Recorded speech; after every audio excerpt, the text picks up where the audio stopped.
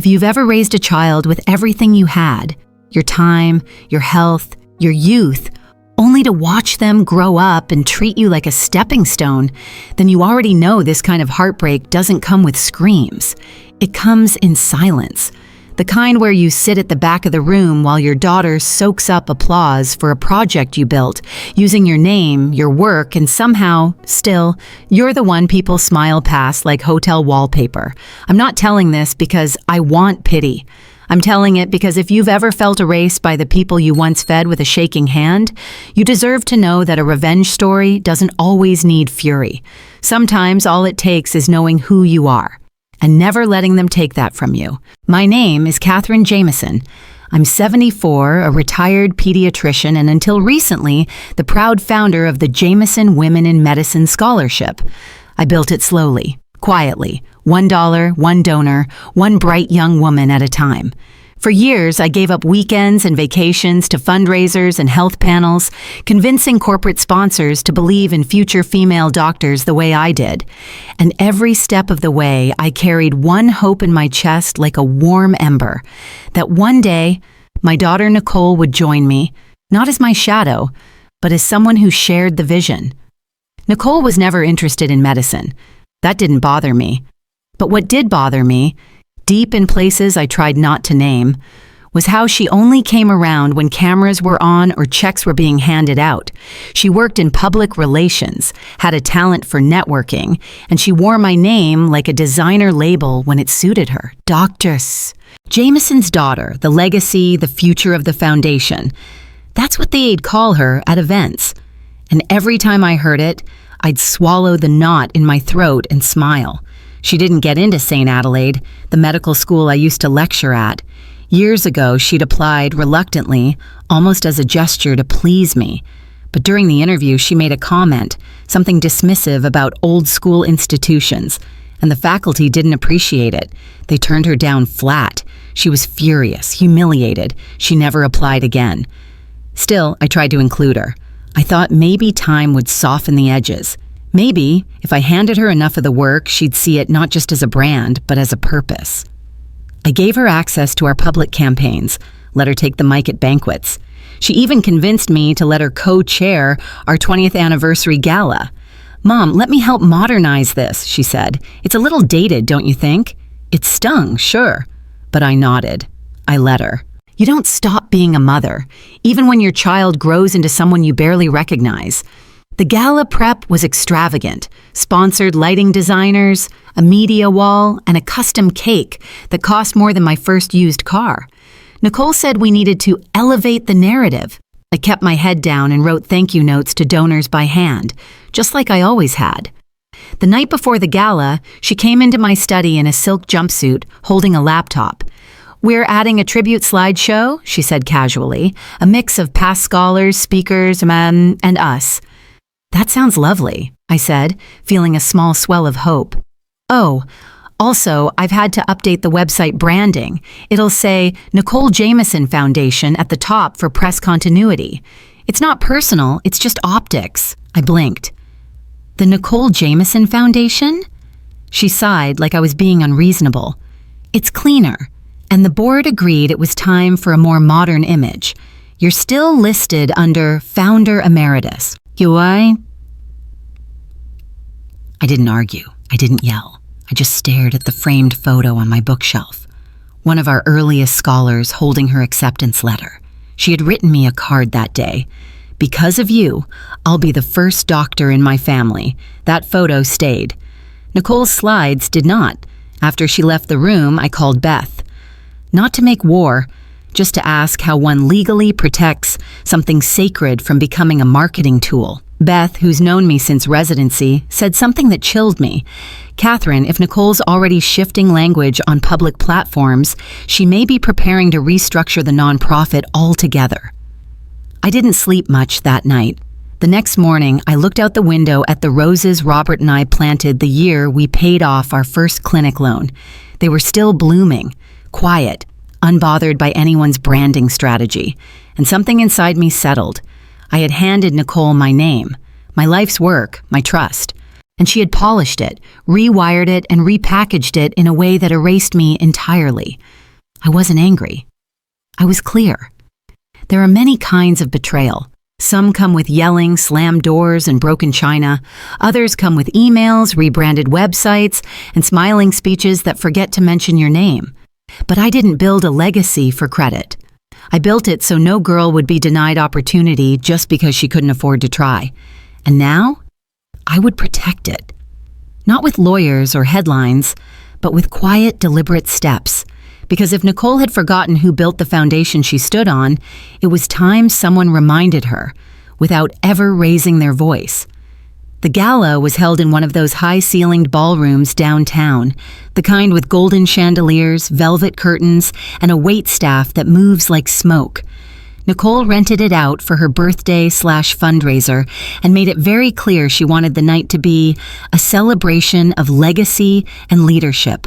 Of course, she meant her legacy, her leadership. I wasn't given much to do. She had a whole branding team managing the flow. But I showed up anyway, in a navy blue dress Robert once said made me look regal. I thought that was enough, just showing up, being present, supporting her. When I arrived, I noticed the photo boards. There were shots of Nicole with donors, Nicole at hospital ribbon cuttings, Nicole shaking hands with scholarship recipients. I wasn't in any of them, not even one. I stood there for a while staring at a photo of her holding a stethoscope she never used, captioned, "Advancing Women in Medicine One Vision at a Time." It was almost laughable, if it hadn't been so quietly cruel. The night moved forward, all polished laughter and glinting wine glasses. I stayed near the edge of the room, smiling politely at people who no longer remembered what I had built. A few longtime supporters offered warm hellos, but most were new faces. Nicole's crowd, younger, flashier, quicker to forget. Dinner passed. The silent auction ended. Then came the birthday part of the evening. The lights dimmed. The staff wheeled out a 4-tiered cake, glittering, ridiculous, and custom decorated with gold fondant and that spelled out, "To the Queen of Change." Nicole took the mic. "I just want to thank everyone for being here tonight. Your support means the world, not just to me, but to every young woman we're trying to lift." There was applause. I clapped too, out of habit. Then she looked right at me. "And I want to thank my mother, Dr. Catherine Jameson, for laying the groundwork for all of this, even if she doesn't always see where it's headed." A few chuckles fluttered through the crowd. I felt the heat rise in my cheeks. She kept going. "She's a bit old school, our founder emeritus, but we love her anyway." That was the moment. That exact instant when something inside me shifted. Not snapped. Shifted. There's a difference. Then, God help me, she turned to me and said, "Come up, Mom. Let's get a photo with the cake." I didn't want to, but I moved toward her because that's what mothers do. I stood beside her, surrounded by lights and fake smiles, and just as the photographer raised his camera, Nicole reached out, grinned wide, and shoved the top tier of cake into my face. Gasps, laughter. A few phones lifted, flashes went off. "It's a joke, Mom! Loosen up!" she shouted, her voice dripping with saccharine charm. Frosting clung to my cheeks, my blouse, my dignity. I wiped it slowly with the edge of the linen napkin I had grabbed on instinct. I didn't say a word, not one. Someone near the back chuckled nervously. Another whispered, "God, is she okay?" You know, I've seen children cry in hospital rooms, parents collapse into my arms after terrible news. I've seen grief that rips the human spirit in half. But somehow, that moment, covered in sugar and surrounded by laughter, ranked among the loneliest I've ever lived. If you're still watching this, let me ask you something from the heart. Have you ever been humiliated by your own child in public? Not a small slight.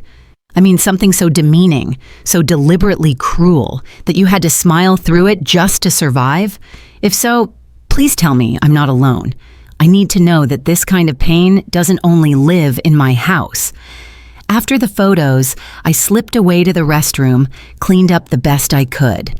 When I returned, Nicole was on stage again, now with Julian, her ever-polished boyfriend, talking about the future of the foundation and new leadership strategies. Neither of them said my name again. When I finally sat back down, my hands still trembling a little, a waiter leaned in and said gently, "Would you like some coffee, Dr. Jameson?" Dr. Jameson. I nodded, throat tight. That man didn't know it, but he had just saved me from disappearing entirely. By the end of the night, I had become invisible to the thing I created. The foundation, the mission, the purpose. I had been removed not by law, but by design. My own daughter had redrawn the story, and I was no longer in the frame. I rode home alone in the back of a town car. I didn't cry. I didn't curse. I just sat there with frosting still caught beneath my fingernails and one truth ringing in my bones. She's not trying to honor what I built. She's trying to erase it, and she thinks I'll let her. She really thinks I'll let her. I watched the city lights blur past one by one and felt something old and solid return to my chest. Not revenge. Not yet. But clarity. And oh, what a dangerous thing that can be. The first thing I noticed was the silence, not the comfortable kind, the kind that settles in after a long day and lets you breathe, but the kind that hums like a warning. A silence that fills spaces where your name used to live. A week after the gala, I tried logging into the foundation's dashboard to review our quarterly financials, something I'd done without issue for years. The login screen rejected my password. I tried again, then again. Finally, I clicked Forgot Password and typed in my email. This email is not associated with an active administrator account. Strange. I hadn't received any notifications about a change in role, so I called the foundation's coordinator, a bright young woman named Amy who'd started 6 months ago. "Oh, Dr. Jameson, I thought Nicole told you," she said. "They restructured the back end. Everything's been moved to a new platform. Only executive-level access gets credentials now. Nicole and Julian have those. I just submit reports." I sat there staring at my cold cup of tea. Amy wasn't being rude. She was just doing her job. I thanked her, hung up, and didn't say a word for the rest of the morning. That night, I checked the foundation's website. It had been redesigned, sleek, corporate, impersonal. The warm photos of our earliest scholars were gone. The quote I had written years ago, "To empower is to invest in those who've never been invited to the table," had vanished. In its place was a branded slogan, "Modern solutions for a modern mission." I scrolled to the About Us page. Nicole's name was there, founder and vision director. Julian's name followed, strategic advisor. And mine? Gone. Not a mention, not even a line at the bottom. I refreshed the page twice just to be sure. It didn't change. You'd be surprised how fast a person can be erased, especially when it's done by someone who knows exactly where to hit. I had spent 30 years building that mission. I'd sat with donors in coffee shops, spoken at high schools and underfunded districts, hand-wrote every single scholarship congratulation letter for our first 10 years. But none of that mattered anymore. The new version of the story didn't include me. I wasn't even a footnote. The following morning, Nicole called. Her voice was light, breezy. "Hey, Mom. Just wanted to check in, see how you're doing." I didn't mention the login or the website. "I'm doing fine," I said flatly. She continued, "I hope you're not taking things personally. It's just branding, you know?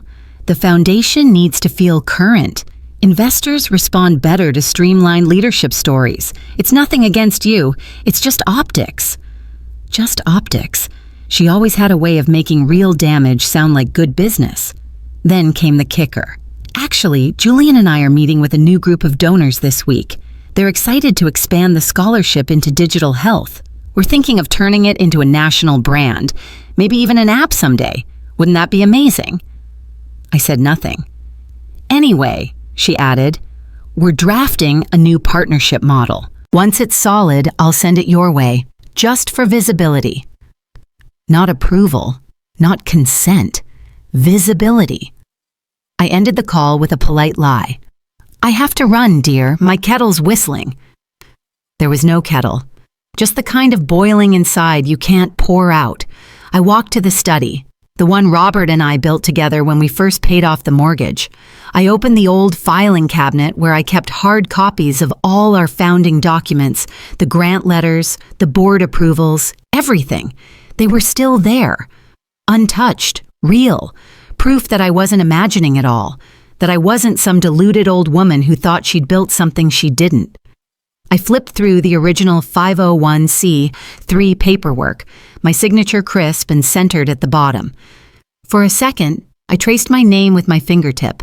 Catherine E. Jameson, MD founder. It was still mine, even if no one else remembered. Later that week, I attended a community health event we had supported for years. I went out of habit, thinking I'd see some of the scholars I'd mentored. When I arrived, the signage all read, hosted by the Nicole Jameson Foundation. The color scheme matched her birthday gala. The handouts had her face on the back. No mention of me. I wasn't angry, not in the way people expect. I didn't want to throw chairs or make a scene. I just felt something settle in my chest, like dust. A stillness, a knowing. I had been removed. Not by confrontation, but by careful exclusion. And that's what made it worse. They didn't have to scream at me, or threaten me, or sue me. They just moved on, quietly, deliberately. That's the kind of grief no one brings flowers for, the kind that doesn't announce itself in the obituary section, but lingers in places no one visits anymore. I walked out halfway through the event. No one noticed. When I got home, I sat in the garden with Willow, the gray cat who never left my side. I watched the sun dip behind the hedge I planted 20 years ago and said out loud for the first time, "She's not just taking the foundation, she's trying to rewrite the story, and if I let her, I'll disappear without a sound." But not yet, not without remembering who I am, and certainly not without reminding her. The night after the community event, I couldn't sleep. I lay in bed, eyes wide open, staring at the ceiling fan as it spun in slow, uneven circles. The room felt too quiet, like even the air didn't want to move. Willow, my old gray cat, slept curled up beside me. Her rhythmic breathing was the only sound grounding me to something real. Around 2 a.m., I got up, made myself a cup of tea I didn't drink, and sat in the study with the filing cabinet still open from earlier that week. I pulled out one folder, labeled in my handwriting, Original Charter. Inside was a copy of the first press release from when I launched the Jameson Women in Medicine Scholarship. It was a grainy printout, the kind that came from a printer that coughed more than it worked. But the words were mine. This program is dedicated to young women who may not come from wealth or connections, but who carry within them the courage to care for others. I stared at that sentence for a long time, and for the first time since the gala, I let myself say it aloud. She's destroying what I built. Not changing it, not evolving it, destroying it. Turning it into a brand, stripping it of its heart and replacing it with buzzwords and filters. I opened another folder, a letter Robert had written me in 1998, just before we signed the first major donor agreement. His handwriting was bold, slanted, always a little rushed. "Catherine, don't ever give your name to someone who doesn't understand the weight of it. You've built something sacred. If anyone ever tries to use it for power or ego, walk away and take your name with you." Keen, I don't know why I had forgotten that line until now. Maybe because for years I thought Nicole would grow into it, that she just needed time, that eventually she'd understand what it meant to serve others instead of promoting herself. But now, she had rebranded the foundation, removed my name, erased my story, and shoved cake into my face like I was some senile prop, instead of the woman who had given her every opportunity she now called her own. I didn't cry. I didn't rage. I felt resolved. At 6 a.m., I called Beth. She answered groggily. "Catherine, everything okay?" "I need to talk," I said, "about protection, about legacy, about making sure what I've built doesn't end up in the wrong hands." There was a pause, then the rustling of sheets. "Say no more. Come by today, noon." Beth and I go back 40 years. She handled Robert's estate, helped me set up the original nonprofit framework. She was never flashy, but she was sharp, loyal, and fiercely protective of the people she cared about. Her office was still in the same brick building downtown above a bookstore that smelled like old paper and rain. When I arrived, she had coffee ready and her glasses already perched on the end of her nose. "Start from the beginning," she said, folding her hands. I told her everything, from the login lockout to the website redesign. From being removed as founder to the rebranding Nicole was pushing through without board consent. I showed her printouts, emails, screenshots. Beth didn't interrupt, but I could see her jaw tightening with every page. When I finished, she leaned back and said, "We can fix this, but you need to be willing to make a choice. A real one." Which is? Do you still want her to have it? Any of it? That question hit harder than I expected. I looked out the window, watching as a couple walked by below, hand in hand, arguing softly over what looked like a parking ticket. And then I heard myself say it. No, not out of anger, not revenge, just clarity. I don't want her to inherit something she's already stripped of meaning. I don't want to be remembered through her filters and hashtags. I want what I built to remain whole, even if it means she never touches it again. Beth nodded. Then we move it. Move it? To a different institution, a university, a trust. Somewhere it can live on without interference. We sever her influence entirely, legally, cleanly, and permanently. I didn't say anything at first. The idea sounded drastic, but then again, so was being erased. "I want to move it to St. Adelaide," I said, surprising even myself. Beth raised an eyebrow. "The medical college that turned Nicole down?" "Yes." "You sure that's not just poetic justice talking?" I shook my head. "They believe in the mission, and she can never twist that place into something it's not." Beth smiled. "All right, we'll draft the paperwork, full transfer, with a clause to prevent any direct descendants from ever serving on its advisory board." I didn't flinch, didn't hesitate. "Do it." She scribbled something on a legal pad, then looked up. "Catherine, are you ready for what this might cost?" "I've already paid the highest price," I said quietly. I gave my name to someone who didn't understand its weight. I won't do it again. That night, I stood in the garden and watched the roses sway gently in the wind. I thought about the scholarship recipients, the letters they used to send, about the women whose lives had changed because of something I started with a hope and a secondhand printer. Nicole would never understand that, and maybe she never would, but that no longer mattered. What mattered now was protecting the truth, silently, precisely. Like a woman reclaiming her own story, one document at a time. For the first time in months, I slept through the night. It was the kind of sleep that comes after a long fever, the kind your body gives you once it knows the worst is over. When I woke up, the sun was already brushing its way through the curtains, soft and gold, like it was congratulating me just for getting out of bed. I didn't check my phone. I didn't glance at emails. I brewed coffee, fed Willow, and sat in the kitchen in complete silence. No news, no notifications, no foundation drama humming in the background. Just me. Just peace. The papers with Beth had been filed 3 days earlier. The full transfer of the Jameson Scholarship to St. Adelaide University had gone through quietly, legally, and without delay. The new agreement listed me as founder and legacy steward, with a stipulation that the foundation could never again be renamed, restructured, or affiliated with outside for-profit entities. And best of all, Nicole and Julian were not informed. We'd timed the announcement for a closed press release, scheduled for the following week. One sent only to alumni donors and institutional partners. No social media rollout, no branding spectacle, no viral moment, just a clean shift, quiet, permanent, exactly the way I wanted it. That week, I made changes around the house. Not big ones, but meaningful. I boxed up the framed photos from the gala in the last few years. The ones where I now knew I had been used more as a prop than a person. I replaced them with older photos of Robert and me in front of the clinic, of my first group of scholarship recipients, of the original board meeting in our living room, where we were eating sandwiches off paper plates and dreaming big. I even took out the old tea kettle and gave it a proper shine. There was something sacred about doing small things for yourself when the world had tried so hard to erase you. One afternoon, I received a handwritten letter from one of the early scholars, Jessica Tran, now a pediatric surgeon in Oregon.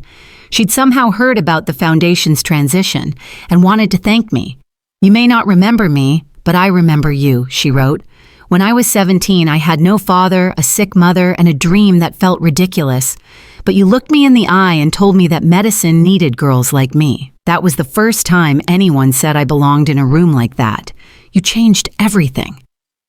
I held that letter for a long time, not to weep, but to remind myself that even in silence, the right things echo. The next time Nicole called, I let it ring twice before answering. My voice was calm, measured. "Hey, Mom," she started, all sugar again. "Just wanted to loop you in. Julian and I are pitching a new donor at the end of the month. We're hoping to do a national rollout of the Jameson Mentorship Track. We'll just need your blessing, of course, for show." I smiled, not out of spite, but because I finally understood something vital.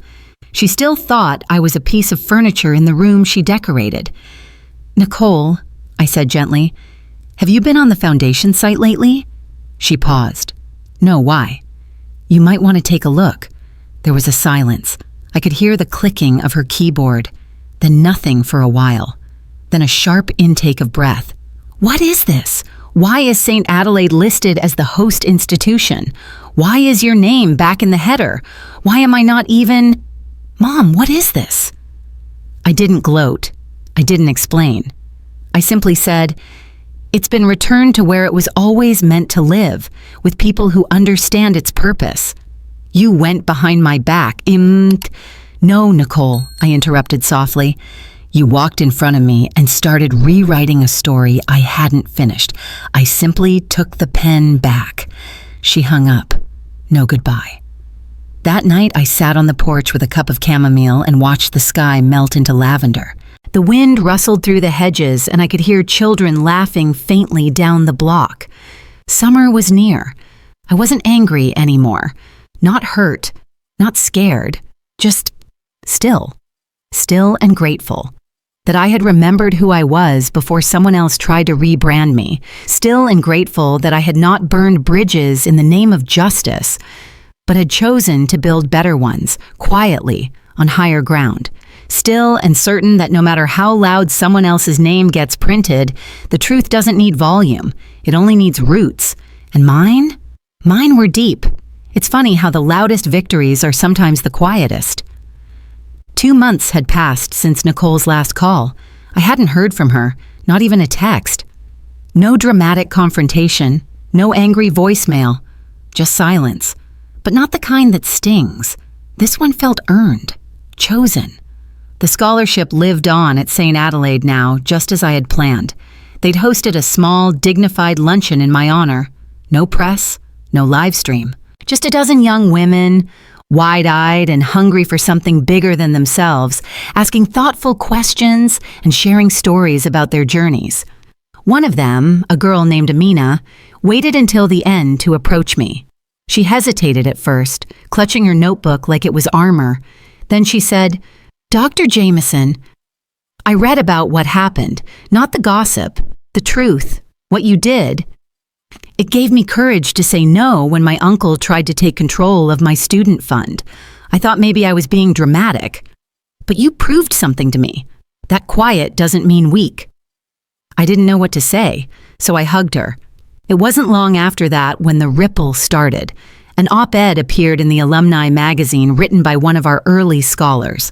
She mentioned me by name, thanked me for the doors the scholarship had opened. A small article, really, but it found its way to inboxes, social feeds, and even to a few former board members. A few days later, one of them emailed me personally, "I always knew you were the soul of the foundation. I'm sorry we let it drift so far." I didn't need those messages to feel validated, but I won't lie and say they didn't warm something quiet inside me. Then, one Thursday morning, as I was trimming back the roses out front, a delivery car pulled into the driveway. A young man in a cap stepped out with a large envelope. "From the Department of Health and Human Services," he said. I signed, thanked him. Inside was a formal recognition letter announcing that the Catherine E. Jameson Women in Medicine program had been selected as one of the year's model initiatives in ethical leadership and legacy preservation. A plaque would follow. I read the letter once, then twice. And for the first time in a long time, I let myself sit down right there in the garden chair and breathe. Not out of pride, but out of peace. I didn't frame the letter. I tucked it into the cabinet with the others. It didn't need to be on display. I knew what I'd done. And more importantly, I knew why I'd done it. You know, I used to think justice had to be loud, that silence was surrender, that if you didn't make noise, no one would notice. But now I know. Sometimes the loudest kind of justice is the one where they notice when you're gone, when the room feels colder because you're no longer in it, when the story starts to feel hollow because the soul was edited out. Nicole never apologized. She never returned the calls she missed, never acknowledged the foundation's transfer. But one afternoon, I saw her name in a small announcement online. Her PR firm had dissolved. One of their biggest donors had backed out. Quietly. No scandal, just gone. The same week, Julian deleted his social media presence entirely. And that was enough. I didn't want them ruined. I wanted them to face the truth, that power built on erasure never lasts. That if you try to rewrite history by cutting out the people who wrote it, you'll end up with blank pages. If you've stayed with me this far, let me ask you something from my heart. Have you ever had to let go of something you built, something you loved, because the only way to save its soul was to set it free from your own family? I know that's a hard question, but maybe you've felt it too. The ache of watching someone wear your name like a costume while erasing everything it ever meant. If you've been through that, I see you. I really do. And I hope you know this. You don't need revenge to win. You just need to remember who you are. Then act like it. Quietly. Clearly. Unshakably. I spend most mornings now in the garden. The same roses Robert and I planted are blooming again. Stronger than ever, in fact. Willow still sits by my feet, purring like she knows the ending already. Sometimes neighbors pass by and wave. Sometimes one of the scholars writes a card. Sometimes I just sit and smile, because no one claps when a tree grows roots. But that doesn't make them any less real. And me? I've never felt more rooted. The first real sign came on a Wednesday. I was walking past the bookstore downtown when I ran into Evelyn Clark, one of the original donors from the foundation's early days. Evelyn was a sharp woman in her 60s with a memory like steel and a glare that could slice drywall. She'd always been kind to me, but brutally honest in the way only women who've seen too much can be. She caught my arm as I passed. "Catherine," she said, narrowing her eyes. "Just the woman I wanted to see. I had lunch with Nicole last week." I raised an eyebrow. That wasn't unusual. Evelyn had always floated between generations, trying to keep peace without taking sides.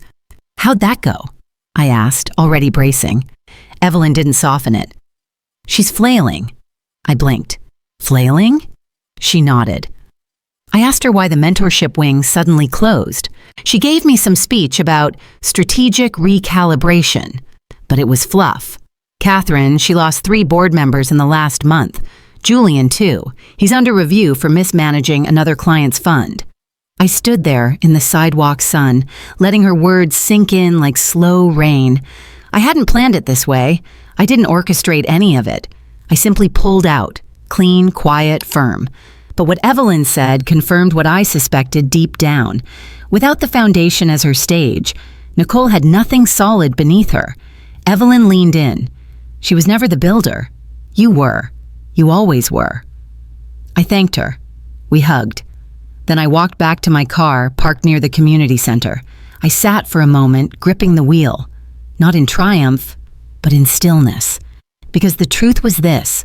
I didn't want Nicole to fall. I wanted her to realize what she had done, and I knew from that conversation that the cracks were beginning to show. Not because of revenge, but because of truth. Later that evening, I received an unexpected call from a former mentee, Cassandra, now an administrator at a rural clinic in Nebraska. "Dr. Jameson," she said, voice excited, "I just saw the new application for the Jameson Scholarship at St. Adelaide. It's so clear, so accessible, you can tell someone who actually understands the journey wrote it. Did you have a hand in this?" I smiled. "Just a small one." She paused, then added quietly, "I'm really glad it's yours again. Not just the name, but the heart. We felt the difference." That night, I sat on the porch as the sky turned that particular shade of navy that always reminded me of Robert's favorite sweater. The air was soft, the kind that smells faintly of honeysuckle in memory. I thought back to that birthday party, how public the shame had been. Cake in my face, laughter in the background, my daughter grinning for the cameras while something inside me crumbled. And now? Now the world had gone quiet, but not empty. Quiet in the way a storm leaves behind clarity. Quiet in the way a room feels once you've taken back your name. Nicole hadn't reached out again, not a word since the day she discovered the transfer, but I wasn't waiting for her anymore. Instead, I was watching something far more beautiful unfold. People remembering.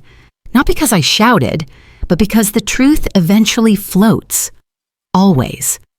One by one, messages arrived.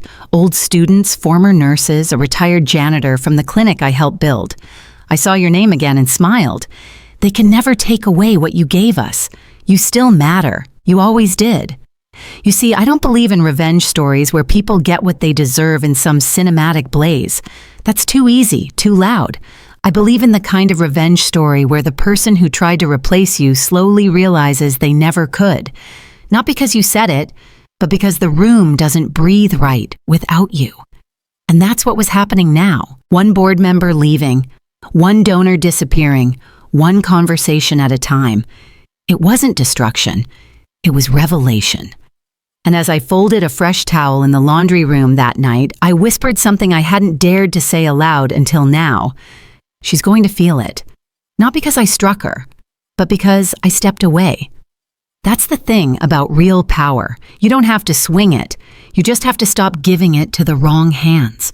And when you do, when you finally, quietly reclaim it, the world starts rearranging itself around the truth you refuse to let die. Mine was simple. I built something real, and no one, not even my daughter, gets to erase that. A letter arrived in the mail, not an email, not a text, a real letter. Envelope, stamp, her handwriting on the front. I hadn't seen that penmanship in years, not since Nicole used to write thank you cards to donors, back when she still believed in what we were building. It was short, no greeting. Just, "I hear the whispers now. I didn't realize how loud you were until you stopped talking." No apology, no explanation, just that line. Like the sound of a door creaking open halfway, but not enough to walk through. I read it 3 times. Then I tucked it away, not out of cruelty, out of caution. Because sometimes the people who silence you don't realize you've gone until the room starts feeling colder without you. And by the sound of things, Nicole was finally feeling the chill. I didn't respond, but I noticed the signs, little things. The Foundation's former Instagram, once flooded with branded photos and gala flashbacks, had gone dark. No updates for weeks. Their website's events tab listed only canceled appearances and one vague notice, restructuring in progress. Then came the email from the accountant. Not mine, Nicole's. Apparently, Julian had attempted to transfer one of the legacy donor funds into a new umbrella company tied to a personal investment. The board caught it just in time, and now there were murmurs of a quiet internal audit. None of this came with headlines or drama. No one posted exposés, no public takedowns, just gravity. The slow pull of consequences finally catching up to where they were always headed. You see, I never wanted to destroy Nicole. I wanted her to learn. But the hardest thing about letting go is watching someone keep digging long after you've put the shovel down. And that's what she was doing. Digging for power in a place where legacy had already packed up and left. Beth called that week, just to check in. "You keeping up with the silence?" she asked. I smiled. "It's louder than I expected," she chuckled. Silence tends to be, once it starts echoing. The next Sunday, I attended a quiet brunch hosted by St. Adelaide to welcome a new cohort of scholars. No media, just conversations over coffee and scones. One of the speakers, a young woman named Elena, told a story about how she'd almost dropped out of pre-med after her father told her women didn't belong in surgery. She said, "I started writing down quotes from women who made it through. The first quote I pinned on my wall was from Dr. Catherine Jameson. Courage doesn't always roar. Sometimes it's just holding the line while the world tries to erase it." That quote got me through 3 failing exams, a breakup, and a week where I could barely afford ramen. Everyone laughed, and I smiled politely. But inside, I felt something shift. Not pride, not vindication, just place. Like I had stepped back into my rightful seat, not by force, but because the story finally corrected itself. Later that afternoon, I walked through the old neighborhood where we used to host fundraising dinners in borrowed backyards. I passed houses where donors once lived, where dreams were shared over folding chairs and plastic forks. I paused in front of the Barton house. It used to belong to Eleanor Barton, one of our first big believers. She'd passed years ago, but I remembered the way she once said, "You don't build legacy by shouting. You build it by whispering truth so consistently that one day someone else starts repeating it back." That's what was happening now. People were whispering the truth again, not because I fought, but because I stayed still. At the grocery store a few days later, I ran into Julian. He looked thinner, tired, not polished like he used to be. He hesitated, then approached. "Dr. Jameson," he said, trying to sound casual. I nodded. "Julian." He looked down at his cart, half empty, and then back at me. "I just wanted to say, I didn't think it would fall apart so fast." I didn't say anything. He shifted. "I thought she could carry it without you, but she couldn't." I looked him in the eye, steady. "That's because she never built it." He nodded, slowly, then walked away without another word. That was the moment I knew.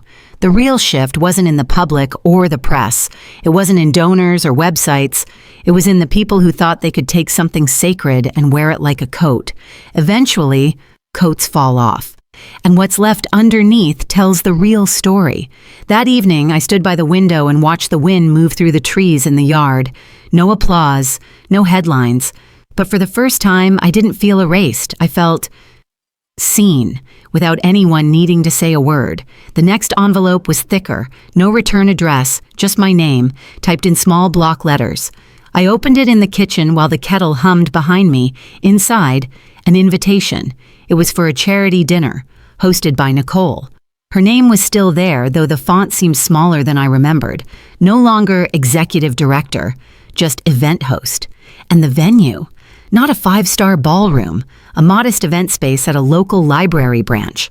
I set the invitation down on the counter and stared at it. I wasn't angry, just puzzled, curious. What was she trying to do now? Reclaim the spotlight? Pivot her image? Or somewhere beneath all that polish, was she reaching out? I didn't plan to attend, but something in me wanted to see it. Not for her, for closure. So I went. I wore a gray dress Robert had always loved. Simple, elegant, not designed to stand out, and I arrived late enough to avoid fanfare, early enough to witness the room before it got crowded.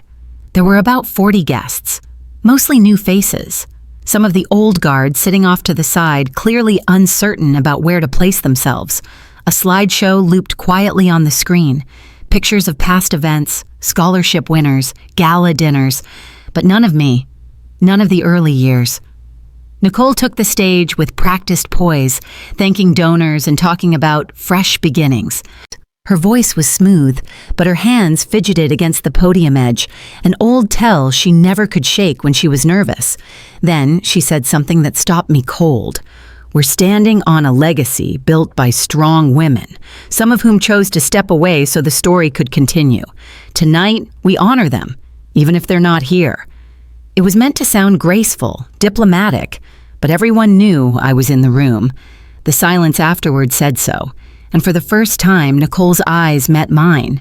Briefly, sharply, there was something in her gaze, fragility masked by control, regret she hadn't yet named, or maybe shame she couldn't quite carry.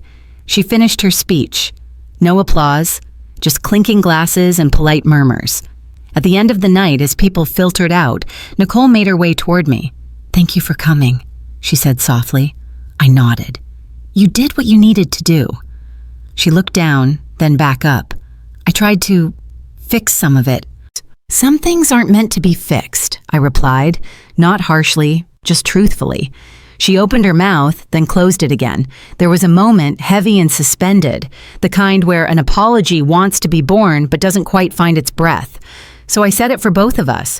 You lost something that had nothing to do with the brand or the board. You lost me. And I don't know if you even want that back, but you can't build legacy out of something you pretend didn't exist. Nicole blinked, and that was it. No tears, no hug, just understanding. Not all healing comes wrapped in bows. Some healing just sits in the room with you until you can finally name what's missing. The next day, I walked with Willow through the park and past two young women chatting on a bench. One of them held a pamphlet from St. Adelaide. I slowed just enough to hear, "Did you know this whole thing started with one woman and a secondhand printer?" The other girl laughed. "No way. I thought it was some big foundation thing." "Nope. Her name's still on it, though. Catherine Jameson, kind of a badass." I smiled to myself and kept walking. You know, we spend so much of our lives trying to prove we mattered to people who may never say it, may never clap, may never come back. But sometimes the proof doesn't come from them. It comes from strangers, from students, from whispers on a park bench. If you've ever had to accept that the apology you deserve may never come, how did you make peace with it? I'd love to hear, truly. Because I think for some of us, forgiveness isn't about letting someone off the hook. It's about letting ourselves off the hook for needing their recognition. That night, I sat with the invitation still resting on the counter. I didn't throw it out. I didn't frame it either. I just left it there. Let it exist without ceremony, like a scar you've accepted. Not because it's beautiful, but because it's proof you healed. It was the first Saturday in October when Nicole showed up at my front door. I had just finished trimming back the hydrangeas and was wiping my hands on an old dish towel when I heard the knock. Tentative, not the kind that demanded entry. Willow jumped off the windowsill and disappeared into the back room. She always could sense tension before it walked in. Nicole stood there, holding nothing in her hands, no gifts, no folder, not even her phone, just her. She looked smaller than I remembered, not physically, but somehow quieter, like the air around her didn't know where to land anymore. "Hi, Mom," she said. I nodded. "Nicole." She shifted on her feet. I was in the area. I smiled softly. "You don't live near here." She sighed. "No, I don't." There was a pause between us, thick with things unsaid, but not unbearable. Not anymore. "Can I come in?" she asked. I didn't answer right away, not out of cruelty, just consideration. Because I wasn't the woman who needed to be polite anymore, and she wasn't the daughter who got to assume a seat. So I stepped outside instead and joined her on the porch swing. We sat in silence for a few minutes, listening to the faint buzz of late summer bees and the occasional bark from a neighbor's dog. The kind of silence that isn't hostile, just honest. "I read something the other day," she said finally, "about how some mothers keep giving even when they're being erased." I waited. She looked at me, really looked. "You were one of them," she said. I didn't see it then." I nodded slowly. "I know. I didn't come to apologize," she said, voice low, "because I know that doesn't fix it." "That's true." Another pause. "I came to say," she swallowed, "you were right. About everything. The name, the purpose, the work. I thought I could carry it without you, but all I carried was the brand, not the weight." I looked out at the trees. The leaves were just beginning to turn. "You don't need my forgiveness," I said. "You need to forgive yourself." She blinked. That one landed. And then, the moment that sealed it, Nicole stood up, looked around at the porch, the house, the yard, and whispered more to herself than me. "This always felt like home. I just forgot why." I didn't offer to let her back in. I didn't promise reconciliation or ask her to stay for tea, because the peace I had built wasn't something I owed her access to. It wasn't about punishing her. It was about preserving what I rebuilt, without her applause, without her permission. She nodded once, then turned to go. As she reached the walkway, she paused. "Take care of yourself, Mom." "I have been," I said, "and I will." And with that, she left, not broken, not redeemed, just real. And that was more than enough. The morning after Nicole's visit, I woke up before the sun, not because something was wrong, but because everything was right. I brewed a small pot of coffee, pulled on my garden sweater, the one with the frayed sleeve Robert always teased me about, and stepped onto the back porch.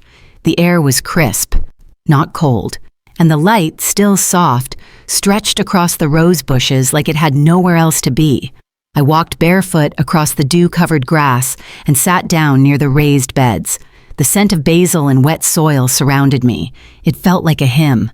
For a long time, I thought purpose came from being seen, being praised.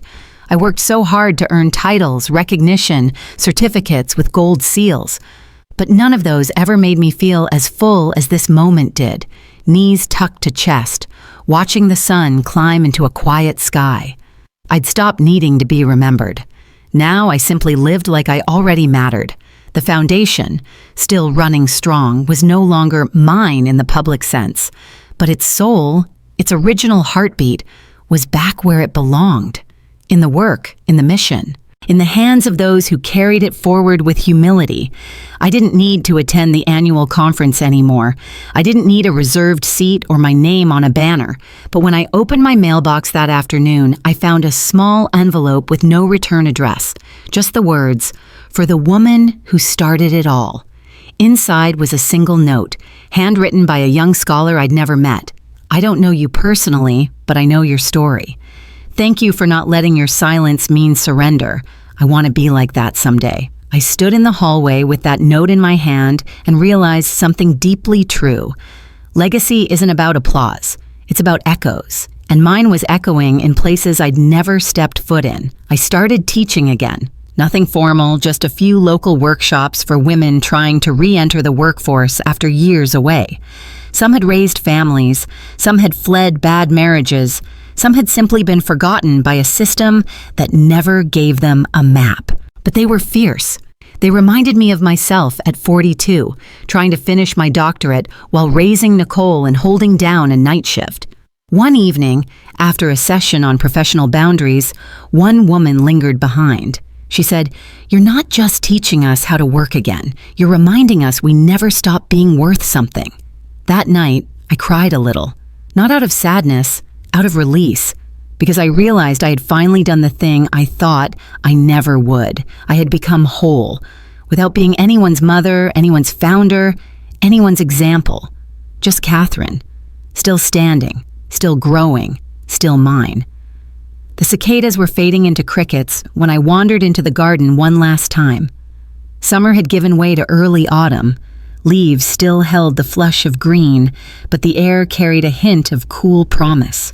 The stone path, smooth beneath my slippers, led me past the rose bushes that had survived storms and droughts, blooming stubbornly as if nothing could wash away their roots.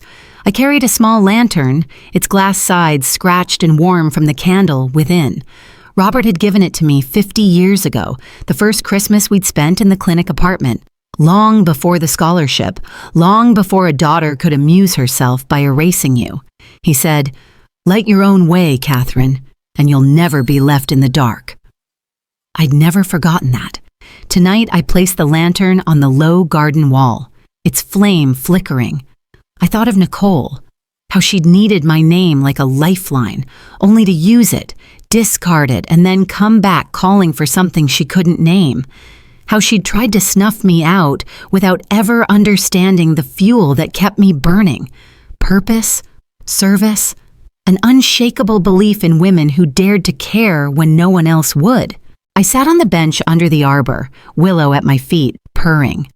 The night was almost silent except for the crackle of the candle and the distant sigh of wind shifting through oaks. Behind me, the house's windows glowed softly, the sanctuary I'd rebuilt in my own image, steady, unpretentious, alive. Earlier that day, a handwritten note had arrived under the mat. No return address, just a looped signature, Nicole. Inside she wrote, "Mother, I don't expect your forgiveness. I only wanted you to know that I remembered why this mattered. The foundation is safe because of you. Even if I never earned a place in its story, I understand now that some lights can't be borrowed. They must be tended. I'm sorry I tried to steal yours." I held that note in trembling hands, feeling the weight of her words, maybe the truest thing she'd ever said. But I didn't respond. There was nothing left to say beyond what I'd already lived. When morning broke, I tucked Nicole's letter into the drawer where all the others lived. The press release she'd never read, the email from Jessica in Oregon, the invite she didn't want me to see, those notes from scholars I'd never met but who carried my words in their hearts. Each one a testament not to my fame, but to the quiet impact of steadfast purpose. I returned the lantern to the windowsill in the study where its light would mingle with the old lamp that never needed replaceable bulbs. I glanced at the rows of books, medical journals, diaries I'd never published, a tattered copy of the vows I read at our wedding. The shelves were full, and every spine held a memory I'd earned, no matter how hard Nicole had tried to erase me. I brewed tea in the afternoon and sat by the fire, listening to Willow chase shadows across the rug. I thought about all the people who would never know my name, but who would feel that flame flicker inside themselves. Women like Amina and Elena and Cassandra, who found courage not in grand speeches, but in single sentences of belief that sounded like home.